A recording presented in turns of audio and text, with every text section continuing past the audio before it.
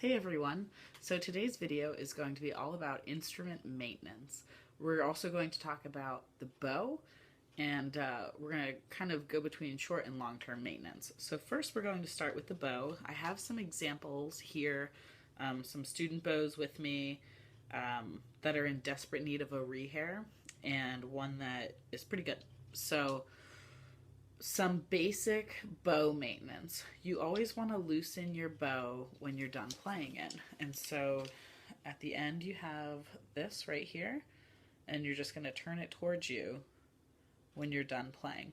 And you want to do that because basically your rehair will last longer. Your hair won't get, stretched out, and it could also warp your bow if it's always tight. So make sure you loosen your bow when you're done using it. You can also wipe down the stick between playing as well. So I just take a rag and wipe all the rosin off the stick. That's also going to help, keep your bow in its best shape. I've had a couple students ask me, when do I rehair my bow? Here's kind of a dramatic, yes, it's time to rehair your bow. As you can see, there's some funk on there. But the horsehair is supposed to go all the way from one side of this metal clip to the other, and this one, it's a little shy of that. So this one needs a rehair. This one also needs a rehair. You can see they got some gunk on there. It's time for a rehair, for sure. If you're a, beginner or amateur string player, this goes for violin, viola, cello, bass, you could probably get away with a rehair once a year. Now, if you're doing like auditions and solos and things, maybe twice a year. You can always check in with wherever you're renting if you're not sure. If you're a professional player, you're probably doing it every couple months because you're playing a lot of concerts. When I was in school, I frequently got bow rehairs, especially when auditions were coming up, or if I had a big concert. I always thought to myself, I need to get a rehair before I do this. So here is a bow that's in pretty good shape. You can see the horsehair goes all the way across. It's nice and clean. I'll actually show you my bass bow as well. I just got that done not too long ago, and Lucas Nelson did it for me, and I'll put a link to his shop. I really think this one's cool. It's a salt and pepper, so this is a bass bow, and I won't be needing a rehair anytime soon, but he did a fantastic job, so I'll put a link to his business. So if you're in Bloomington, Indiana, and you own your own instrument, feel free to hop on over and see him for a rehair. So those are basically your signs of a rehair. It's thinning out, it's getting discolored. It may feel like it's not catching the string when you play. Like you go to play a note and it just feels like it's taking so much effort, like a dead sound. Those are really good signs. And if you don't know, you can always ask your teacher. I could play your bow and be like, yeah, you need a rehair, or no, you just need rosin. So definitely, maybe watching this video, take your bow out, take a look at it, and think, did it look like that first bow that she showed, which was this? Does it look like that? Or did it look like the other one that was a little bit healthier? Or did it look like that? Okay, so that is some bow maintenance for you.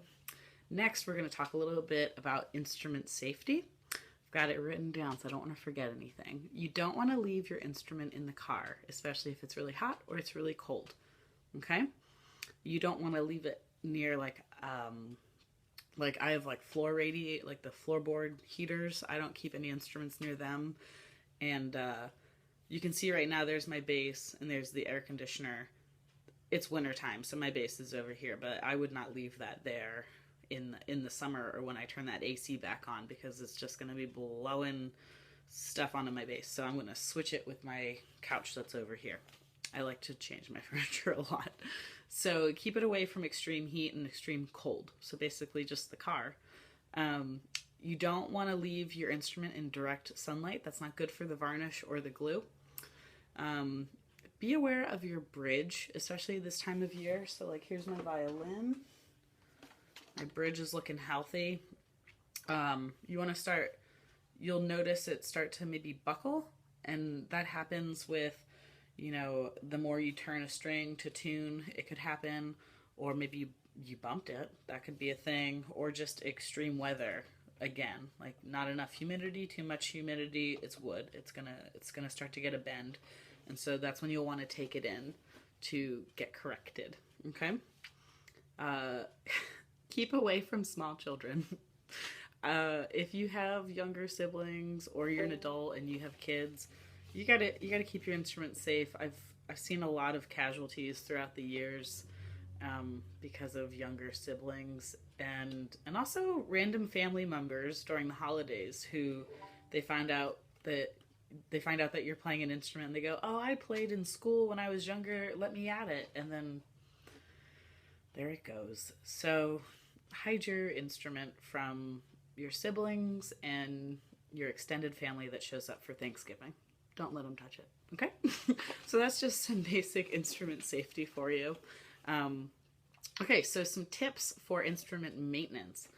I like to keep a cloth in my case, and a couple in my lesson room to wipe my instrument off every time I'm done playing. So you could use like a microfiber cloth, any kind of rag that isn't going to leave like fuzzies on your instrument. And so I have a pretty funky one right here.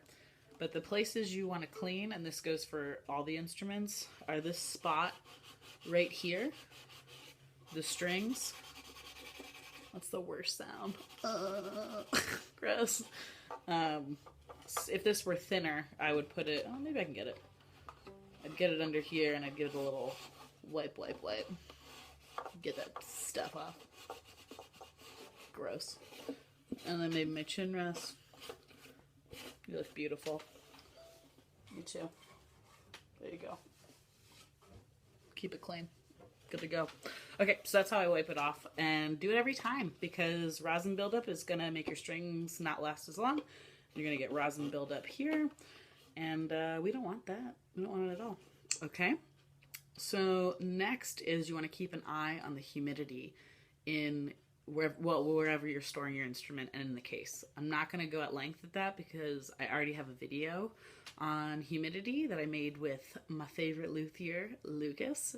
And so I'll just tag that at the end of this video, and you should hop over and watch it because it's really important with this crazy Indiana weather that we're having. So next, I like to keep my fingerboard clean, and I can do that all by myself.